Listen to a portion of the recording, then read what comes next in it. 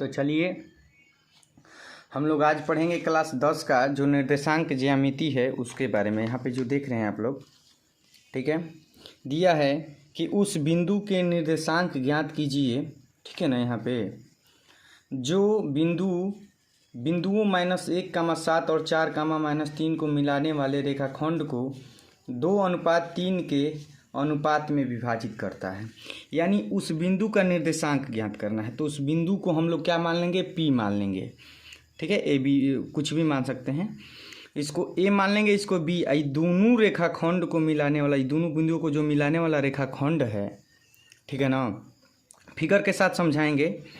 और तब तक से मेरे चैनल को आप लोग सब्सक्राइब कर लीजिए, हैंडसम मास्टर को, ताकि आपको 10 क्लास में कोई दिक्कत ना हो। एक क्वेश्चन को एकदम सॉल्यूशन के साथ हम बनाएंगे यहाँ पे, ताकि कोई दिक्कत ना हो आपको क्लास 10 में, और आप 2023 में जो है 2024 में आप एग्ज़ाम अच्छे से देकर आए, मैथ में आपको कोई दिक्कत ना हो।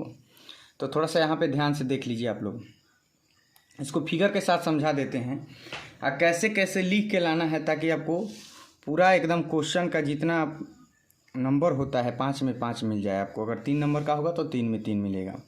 ये लघु उत्तरीय क्वेश्चन है, निर्देशांक ज्यामिति से है, क्लास 10 का। उस बिंदु का निर्देशांक ज्ञात करना है, तो हमको और क्या बोला है कि जो बिंदु इतना और इतना को मिलाने वाले बिंदु -1, 7 और 4, 3 है। तो यहाँ पे हम लोग क्या कर लेते हैं, चलिए देख लेते हैं। यहाँ पे एक पहले रेखाखंड हल लिख दीजिए, और इसके बाद एक रेखाखंड हम देख लेते हैं। एक रेखाखंड A और B मान लेते हैं, और A का निर्देशांक हमको दिया हुआ है -1, 7, और B का भी हमको निर्देशांक दिया हुआ है कितना, 4, -3। ठीक है, और हमको वह बिंदु ज्ञात करना है। तो यहाँ पे लिख लेंगे कि माना कि वह बिंदु P है। जो बिंदु हमको बोला है निकालने का, बिंदु का निर्देशांक निकालने के लिए बोला है, उसका बिंदु का हम लोग उस बिंदु को P मान लेते हैं, तथा इसका निर्देशांक हम मान लेते हैं। इसका निर्देशांक क्या मान लेते हैं, x, y। इसका निर्देशांक x, y मान लेते हैं। ठीक है ना। इसके बाद देखिए, और ये जो निर्देशांक है जो P है, P के निर्देशांक हम लोग x, y, और ये जो x, y है, ये जो बिंदु हम लोग निकालेंगे, ये रेखाखंड को, ये जो रेखाखंड है इसको 2:3 के अनुपात में बांटता है, यानी 2:3 में बांटता है, विभाजित करता है। तो यहाँ पे जाहिर सी बात है कि ये जो है हमारा x1 हो जाता है और ये y1, ये x2 हो जाता है और ये y2। जब आप पढ़े होंगे शायद निर्देशांक ज्यामिति हल्का फुल्का भी, तो ये x1, ये y1, x2 और ये y2। और ये जो होता है m1 होता है हमारा, और ये जो होता है हमारा m2 हो जाता है। तो अगर बात करें यहाँ पे x का निर्देशांक निकालने के लिए ये वाला, तो फार्मूला एक होता है m1 x2 plus m2 x1 बटा में m1 प्लस m2। जिसको याद नहीं हो पा रहा है वो देखो, m1 x2 यानी 12, 21, m1 x2 plus m2 x1, 12, 21, m1 m2 यानी 12। यहाँ पे क्या करेंगे हम लोग, x का निर्देशांक, तो m1 देखिए, m1 हमारा क्या है, 2 है, तो 2 लिख दिए, गुणे x2 यहाँ पे देखिए कहाँ पे है, x2 यहाँ पे है 4, तो 4 लिख दिए, प्लस है तो प्लस m2 कितना है, 3 है, गुणे x1 कितना है यहाँ पे, -1 है, तो -1 लिख दिए, बटा में m1 plus m2, m1 2 + 3, m1 plus m2 यानी 2 + 3। अब यहाँ पे एक बार हल कर लेते हैं, 2 चौका 8 लिख देंगे, अब प्लस माइनस ये गुणा है, 3 इकाई 3 हो जाएगा। अब बटा में 2 और 3 जोड़ेंगे तो कितना हो जाएगा हमारा, 5 हो जाएगा। ठीक है, 8 में से 3 घटाएंगे तो क्या हो जाएगा, 5, और ये बटा में 5 है तो 5 से 5 कट जाएगा एक बार में। हमारा x का निर्देशांक क्या आ गया, और यहाँ पे P का x का मान कितना आ गया, हमारा 1 आ गया।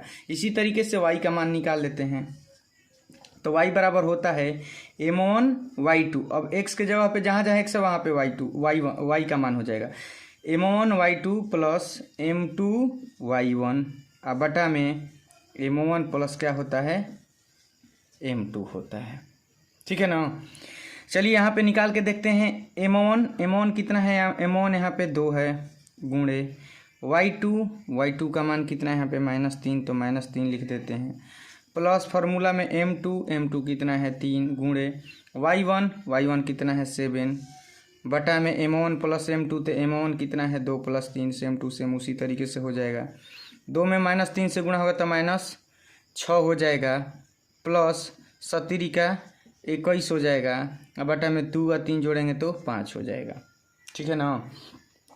-6 में 21 जोड़ेंगे तो कितना हो जाएगा, 15 हो जाएगा। कितना हो जाएगा, 15। अब बटा में जो ये 5 है आपका 5 हो जाएगा। देखिए ये कट जाएगा कि नहीं कट जाएगा, ये हमारा जो है कट जाएगा कि नहीं कट जाएगा। देखिए यहाँ पे कट जा रहा है, 5 × 15, 3 बार में कट गया। तो हमारा यहाँ पे x का मान 1 आ गया, y का मान 3 आ गया।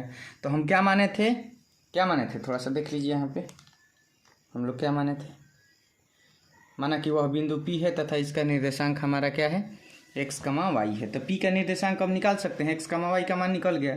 तो लिखेंगे P का निर्देशांक, चाहे बिंदु P का निर्देशांक, जो बिंदु बोला है लिख देंगे यहाँ पे। देखिए यहाँ पे थोड़ा सा दिक्कत हो जा रहा है वीडियो बनाने में। तो P का निर्देशांक आप लिख सकते हैं यहाँ पे, P का निर्देशांक चाहे बिंदु लिख दीजिए, बिंदु P का निर्देशांक आपका क्या हो जाएगा, x, y है तो x का मान 1 है, y का मान 3 है, तो x का मान यानी 1 का मान 3 है। इसी तरीके से अच्छे तरीके से समझ के वीडियो बनाने क्या बोला जाता है, वीडियो को देखने के लिए, सॉल्यूशन करने के लिए मेरे चैनल को आप लोग सब्सक्राइब कर लीजिए। देखिए यहाँ पे स्क्रीनशॉट भी मार सकते हैं आप लोग। ठीक है ना। तो अब मिलते हैं नेक्स्ट वीडियो में, और ऐसे ही क्वेश्चन को लाएंगे, एकदम एक क्वेश्चन को समझा के। ठीक है, धन्यवाद।